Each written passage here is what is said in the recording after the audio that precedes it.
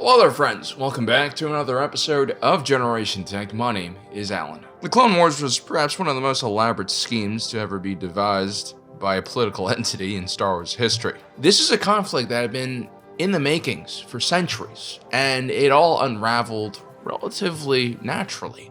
To the Sith's credit, they just took existing tensions and made them worse. You had the cultural and political differences between the core regions and the peripherals, which was a huge problem. You know, the galactic elite versus the wretched dregs of the Outer Rim. The Sith had learned from their past mistakes and realized that they didn't need to fight the Republic in the open. They just needed to hijack existing grievances that a lot of individual factions had against the Republic and use those individuals to take down the Republic. The plan was simple: stir up trouble and then develop empathy for those who are aggrieved and become their champions. The Sith didn't need to do overtly evil things like destroy entire worlds, murder Jedi babies. All they really needed to do in this case was to write op-eds that are against the Republic and put them in the right forums and wait for dissent to grow. You could label papers no taxation without representation, and then maybe funnel money to anti-Republic groups, secessionist groups, stuff like that. Or maybe just flood weapons onto worlds that are on the edge of civil war. It doesn't really matter what you're doing as long as you're not caught, and whatever you're doing is making it harder for the Republic to govern. That's the whole plan. It's pretty simple. So it was easy for the Sith to stir up and create the secessionist movement because, after all, there were real grievances, real inequality and corruption that was afflicting the people of the Outer Rim. The only thing is the Sith really had no intention of making things better. They were just really good at pointing out all the problems so that they could, ride the populist wave into office. And now in hindsight, we know that all of the political turmoil between the Outer Rim and the core was designed to create this environment where the Republic would be scared into electing an authoritarian to take care of the galaxy's problems. At that point, no one trusted the political system anymore because of how much the Sith had screwed everything up, and therefore no one believed that the Republic Senate could actually end the war.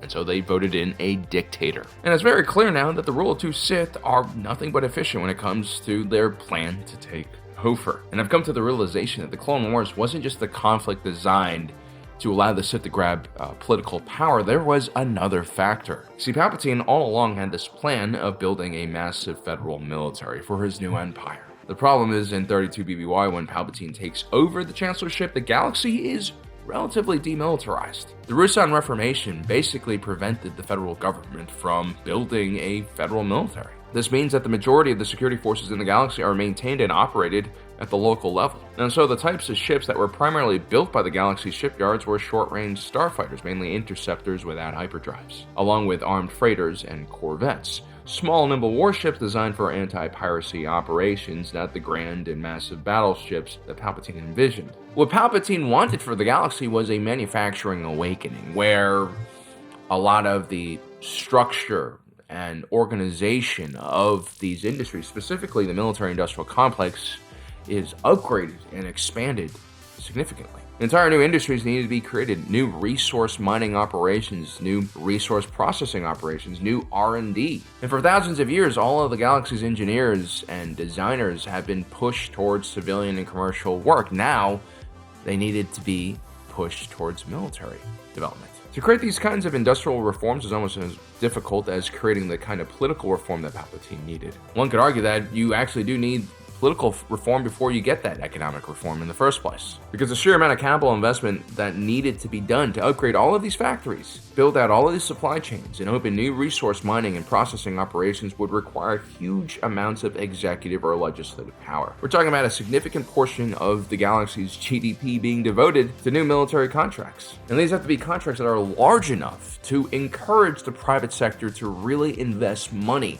in the infrastructure for even larger military orders, right? It's not just about building 100 Imperial-class Star Destroyers today. It's about having the infrastructure to build tens of thousands of them in the next 10 years. The only way to really get that kind of budget approved is by becoming a dictator or formulating a massive conflict that drives the public to be supportive of such military spending. And that's exactly what happened with the Separatist crisis. But notice how the Sith create this secessionist movement. On the surface, we have Count Dooku, a former Jedi who brings with him all the nobility and honor of that, organization, combined with his own charisma and royal lineage as the scion for one of the great houses of Serrano. He makes the rounds in all of the famous and important lecture halls in the Outer Rim. He talks about the corruption at the core of the galaxy and in the Senate, and how little the elites care about the people in the peripherals. He talks about the Republic's collusion with corporate entities that looted and exploited the people of the Outer Rim. You see, the free trade zone had been established decades prior in the Outer Rim in an attempt to encourage capital investment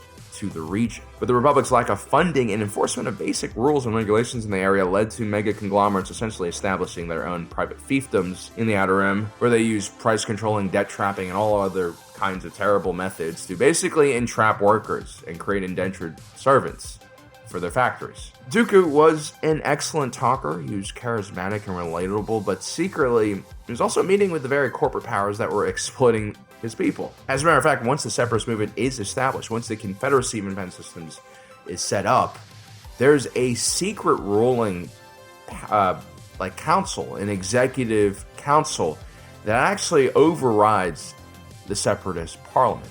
Just no one knows about that, obviously, but yeah, these individuals directly report to Dooku, and they are very much the kind of executive branch of this government. They're the ones who make all of the decisions. Making up this council were leaders of various mega conglomerates in the Outer Rim. You had Wat Tambor for the Techno Union, one of the largest heavy industry manufacturing conglomerates in the galaxy. They had companies that were basically supplying both sides of this conflict, which is kind of crazy if you think about it. You also had Viceroy Newt Gunray of the Trade Federation, the largest shipping company in the Outer Rim. You also had Chairman Sandhill of the Intergalactic Banking Clan, which essentially controlled monetary policy in the galaxy. You also had Shumai, the president of the Commerce Guild, Ponudo, leader of the Hypercommunications Cartel. You also had Pago the Lesser, Archduke of the Stelgazen Hive on Geonosis, which provided much of the manpower for the Confederacy's factories, along with Tykes, the leader of the Corn Isolationist League, who were responsible for manufacturing many of the Separatist warships. This group of individuals was responsible for the lion's share of economic and industrial output by the Confederacy of Independent Systems. This was everything, all gathered under one roof. Interesting enough, most of these individuals were also heavily involved in Republic markets and politics. These are basically really just greedy individuals who were looking to double dip in this kind of simulation of a conflict. And the idea of starting their own faction without restrictions on the Republic's regulatory bodies was too good of an opportunity for these very aggressive corporations to pass up. Now, these companies thought they were smart, but the truth was the Sith had been guiding these companies for decades, sometimes even centuries, putting them in the position that they wanted them to be in. The only reason why Viceroy Newt Gunray was even alive or in charge of anything was because of Sith interference. It was the Sith who orchestrated the killing of the entire Trade Federation Directorate Board.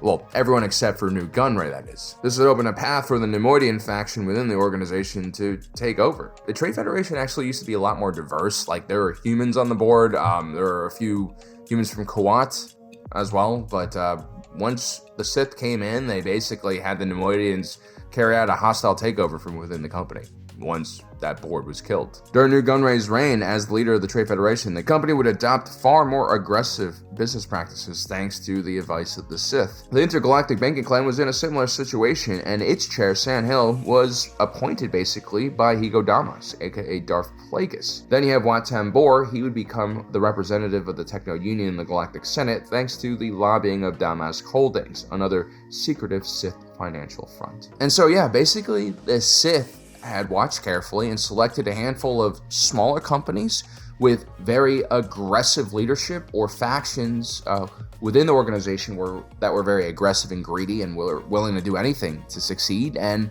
these are the companies they basically foster and nourish, because we all know, small caps, great risk but great reward. The Sith would come and give these individuals aid or illicit advice, and in return they would owe the Sith a lot, along with being complicit in illegal activity. These companies would then be pushed by the Sith to target other players in their industry for hostile takeovers. It was all about merging and making these entities larger. Take the Trade Federation, for example. This organization was first started as a trade union, aka a group of small to medium transport and trade companies that basically come together to fight off the large core base transportation conglomerates. The Trade Federation was supposed to destroy the trade monopolies, not join them. The same thing could be said about the Techno-Union, which was also a trade union designed to protect small to medium-sized manufacturing companies.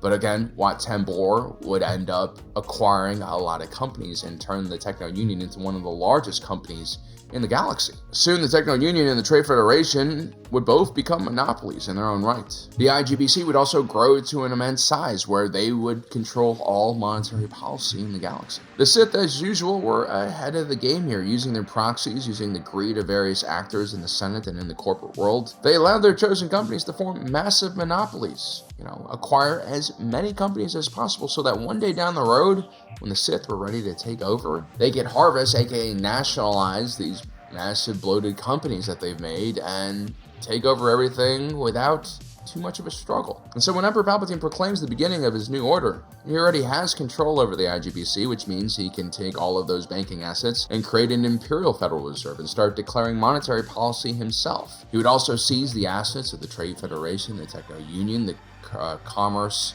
Guild, the Corporate Alliance, all of these various entities controlled by the Separatists. And at the same time, he would send Darth Vader to execute all of the former Separatist leaders, allowing for this transition to happen even more smoothly, because all of the executive officers had lost their heads. Much of the raw resource mining and processing infrastructure built and then upgraded by the Separatists in the lead up to the Clone Wars would provide the material needed by the Imperial War Machine. And the large factories owned by the Techno-Union would start pumping out all sorts of things, from giant starships to blasters, and that is because the Techno-Union also controlled Quad Drive Yards, the largest ship manufacturer in the galaxy, and Blastech, the largest small arms producer in the galaxy. Heck, even the Geonosian Hive would be used heavily during the construction of the Death Star by the Empire. Once the main superstructure was finished, the Geonosian species were wiped out by the Empire. It should also be mentioned that the Clone Wars was just a simulation of sorts, if you think about it. A large-scale conflict fought by two proxy forces, one made up of clones and the other one made up of droids. I mean, the sheer amount of data being collected